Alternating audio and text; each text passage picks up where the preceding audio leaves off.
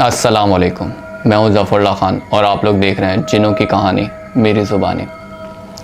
इस शो में जितनी कहानियां सुनाई जाएंगी वो सब हकीकत और सच्चाई पर मबनी है। और अगर आप लोग भी अपनी स्टोरीज़ और आप लोगों के साथ कुछ मिसहैप हुआ हो या ऐसी कोई कहानी हुई हो तो आप लोग मुझे इंस्टाग्राम पर सेंड कर सकते हैं, लिंक डिस्क्रिप्शन पर मौजूद है। और आज की जो स्टोरी है वो एक लड़की की है, तो मूव करते हैं उस स्टोरी की तरफ। एक लड़की होती है जिसको सेल्फीज़ का बहुत शौक़ है और उसकी उम्र 20 साल थी। अब उसके घर वाले उसकी सेल्फीज़ से बहुत तंग थे कि वो हर जगह हर वक्त सेल्फीज़ लिया करती थी। एक दिन मगरिब के टाइम छत पर जाने लगी। उसकी अम्मी ने उसको मना करा कि बेटा छत पर मत जाओ, और वो नहीं मानी और छत पर जाके सेल्फीज़ लेना शुरू हो गई। कुछ देर ही हुई थी उसको सेल्फीज़ लेते हुए, तो उसको एक अचानक से कुछ फील हुआ कि उसके अंदर कुछ अजीब सा महसूस हुआ उसको। तो उसने इग्नोर कर दिया, कहने लगी होता रहता है, मुझे कोई फ़र्क नहीं पड़ता, मैं तो सेल्फीज़ लूँगी। अब वो सेल्फीज़ लेना स्टार्ट हुई, 1 2 3 10 सेल्फीज़ ली उसने और लेके वो अपने कमरे में आ गई वापस। और रात हो गई। जब वो सोने लगी तो एकदम से उसको महसूस हुआ कि कोई उसकी चादर खींच रहा है। और रात को सोते हुए अगर आपके साथ ऐसा हो तो कैसा लगेगा। और एक और बात बताता चलूँ, इससे आगे स्टोरीज़ को ब्रेक कर रहा हूँ मैं, एक और चीज़ बताता चलूँ। अगर आप लोगों को कोई चीज़ कैमरे के सामने महसूस हो तो डरिएगा मत, क्योंकि अक्सर और बेशतर घरों में होता है। और ये मखलूक अल्लाह की मखलूक है, हर जगह इसका वजूद है। हो सकता है जब ये आप स्टोरी सुन रहे हो तो आपके साथ भी कोई बैठ के देख रहा हो मुझे और स्टोरी सुन रहा हो, तो डरिएगा मत। अल्लाह का नाम लिएगा, आयतल कुर्सी पढ़िएगा। तो आगे कुछ ऐसा हुआ कि उसकी चादर किसी ने खींची। उसने कहा हो सकता है हवा से खींची हो मेरी चादर, लेकिन उसका ये वहम एक सच्चाई पर मबनी होता जा रहा था। उसको कभी दरवाजे उसके बजने शुरू हो जाते, तो कभी खिड़कियाँ बजना शुरू हो जाती। अब वो थोड़ा सा डरी कि आखिर ये क्या वजह है, क्या माजरा है, कि क्या हो रहा है मेरे साथ ऐसा। उसने अपने घर वालों को बताया अगले दिन, तो उसके घर वाले समझे मजाक कर रही होगी है, तो उसके घर वाले उसका मजाक उड़ाने शुरू हो गए। लेकिन ये बात हकीकत थी कि उसके साथ ये वाक़यात होते जा रहे थे। अब वो अपने घर वालों से भी ये बात शेयर नहीं कर सकती थी, क्योंकि उसके घर वाले, वो जब भी शेयर करती उसके घर वाले मजाक उड़ाते उसका। ऐसा होता रहा अक्सर। कभी दरवाज़े बजना, ज़ोर ज़ोर से दरवाज़े बजना शुरू हो जाते। कभी एक आवाज़ आती कि मेरे पास आओ, मेरे पास आओ, मेरे पास आ जाओ। इस तरह की आवाज़ें आना शुरू हो गई। अब वो परेशान हुई और उसने कहा क्या करा जाए। तो उसने अपनी आवाज़ में बोला कि भाई कौन हो आप और क्या चाहते हो। तो उसके सामने एक बंदा नमूदार हुआ। गोया कि उसकी आंखें फटी की फटी रह गई ये देख के उस बंदे को कि ये कौन है, जिसके दांत बाहर थे और एक अजीब सी झुर्रियाँ पड़ी हुई थी चेहरे पर। और उसने ये बात फिर दोबारा अपने घर वालों को बताई। वो एकदम से जैसे दिखा वैसे ही गायब हो गया। अगला दिन उसने अपने घर वालों को बताया ऐसा कि भाई ऐसे ऐसे मुझे कोई दिखा है। तो उसके घर वालों ने फिर मजाक पर ले लिया उसको और वो कर दिया कि भाई तुम तो ऐसी बोलती रहती हो। लेकिन फिर जब ऐसे गुज़रता गया टाइम, उसको एक आदत होने लगी उससे, कि उसने कहा कि अब तो घर वाले भी नहीं कुछ कर रहे, ना कुछ कर रहे हैं, ना कुछ कह रहे हैं, कोई बाबा को भी नहीं बुला रहे कि कुछ उतार करें, कुछ करें। उसने कहा कि मैं इनसे बात करती हूँ, कौन है ये। उस जिन से फिर उसने उस जिन को मुखातिब करा कि आप कौन हैं और क्या चाहते हैं।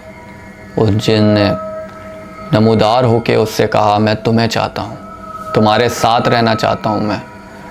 लेकिन ये बात उसके सुननी थी कि उसको बेहोशी की एक हालत, जिसे कहते हैं मदहोश हो जाना, वो उस तरह से हो गई। अब वो मदहोश हो गई, उस जिन की बातों में आ गई और उसके साथ बातें करना शुरू कर दी। ऐसे दिन गुज़रते गए। उसके माँ बाप कमरे के बराबर से जब गुज़रते तो रोज़ बातें करने की आवाज़ें आती। वो थोड़ा परेशान होते और वो बिल्कुल जिन की वश में, जिसे कहते हैं ना, उसमें आ गई। अब वो परेशान थे उसके घर वाले कि ये आवाज़ें आ कहाँ से रही है, कहीं ये सच तो नहीं कह रही थी। लेकिन बहरहाल उसका एक रिश्ता आया। जब रिश्ता आया तो उस लड़के ने देखा इसको और लड़के ने उसी टाइम पसंद कर लिया उस लड़की को देख के। अब वो घर जा रहा था वापसी, तो उसका एक्सीडेंट हो गया और वहीं पर उसकी मौत हो गई। उसके घर वालों ने कहा, हो जाता है एक्सीडेंट, तो हर किसी के साथ होते हैं। और फिर दूसरा रिश्ता आया। दूसरा रिश्ता जैसे ही आया, उसने भी उसको पसंद कर लिया और वापस घर गया। अब घर जाके उसको एक खून की उल्टी, बकौल उसके अम्मा अब्बा के खून की उल्टी हुई और वो वहीं पर ही इंतकाल कर गया। ये दूसरा रिश्ता था जो ऐसे ख़त्म हो गया। उसके घर वाले परेशान हुए कि आखिर हुआ कैसे है, ये क्या माजरा है कि जो भी रिश्ता आ रहा है और वो मर जाता है। अब उन्होंने बाबा के पास और बाबा को सारी कहानी बताई उन्होंने। तो बाबा ने उसको यही बताया कि कोई है उसके साथ जो इसका रिश्ता नहीं होने दे रहा। बाबा ने कहा, मुझे अपना अमल करना पड़ेगा। तो इन्होंने बाबा को अपने घर बुलाया। बाबा के कदम रखते ही घर में एक अजीब लाइटें बंद हो जाना और ज़ोर ज़ोर से आवाज़ें आ जाना शुरू हो गई। बाबा भी डरे थोड़ा सा। फिर एकदम से बाबा को गले से पकड़ के किसी ने, बाबा ने अपना हाथ गले पर रखा हुआ था, बकौल उनके अम्मी अब्बू के गले में पकड़ा हुआ था हाथ, और ज़ोर से किसी ने धक्का दे के उनको मार दिया गला दबा के। उसके घर वाले और ज़्यादा परेशान हुए कि आखिर ये है क्या वजह। तो उन्होंने घर अपना शिफ्ट कर लिया, वो दूसरे घर चले गए। उन्होंने कहा शायद इस घर में कोई ना कोई मसला होगा, इस घर में कोई पुरअसरात वाक़यात हुए हैं, तो इस घर में कोई मसला है, तो हम घर चेंज कर लेते हैं। अब उन्होंने घर चेंज कर लिया। अब घर चेंज करा उन्होंने और लड़की ने कहा कि भाई मुझे एक लड़का पसंद है, क्या मैं उसको बुला सकती हूँ, आपसे मिलवा सकती हूँ। तो उसके घर वालों ने कहा क्यों नहीं, बहुत अच्छी बात है। तो लड़की ने उस लड़के को बुलाया। वो लड़का आया। उसके घर वालों ने उस लड़के को देखा, कहा लड़का अच्छा है। उन्होंने हाँ कर दी। आखिर तंग थे, उन्होंने कहा कि किसी ना किसी के साथ तो शादी करनी है इसकी, तो हाँ कर दो। हाँ कर दी। अब शादी हुई। शादी के 2-3 महीने हुए। उसके घर वालों ने कहा हमारी बेटी की कोई खबर नहीं मिली हमें शादी के बाद, ना उसका कोई फ़ोन आया।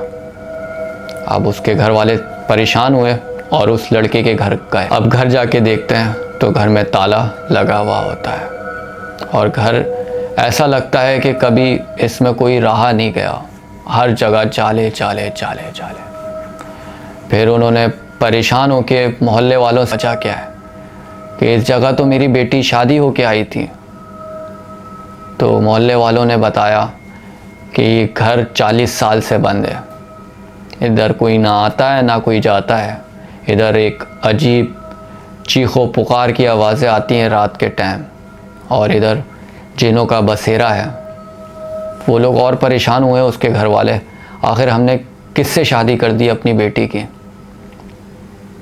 तो उन्होंने फिर एक बाबा को बुलाया और फिर घर का दरवाज़ा जैसे ही खोला वैसी उनकी बेटी की लाश वहाँ पड़ी हुई थी और वो सड़ चुकी थी वो लाश भी, बस ढांचा बाकी था उसका। वो लोग बहुत ज़्यादा परेशान हुए और रोने शुरू हो गए उसी टाइम, लेकिन उनकी बेटी वापस नहीं आ सकती थी। आखिर क्या बात थी मैं आपको बताता हूँ। आखिर में जो वो बंदा था जो रिश्ता लेके आया था, वो नहीं था। जो आशिक हुआ था उसके ऊपर, लड़की के ऊपर, वो था। और वो उसको अपने साथ ही ले गया, जो उसने कहा था कि मैं तुम्हें साथ लेने आया हूँ। अगर आपको वीडियो अच्छी लगे और मेरा ये कॉन्सेप्ट अच्छा लगे तो लाइक, सब्सक्राइब, शेयर ज़रूर करिएगा।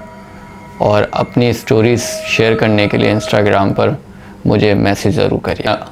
मिलते हैं अगली स्टोरी में। ज़िंदगी रही तो। अल्लाह हाफ़िज़।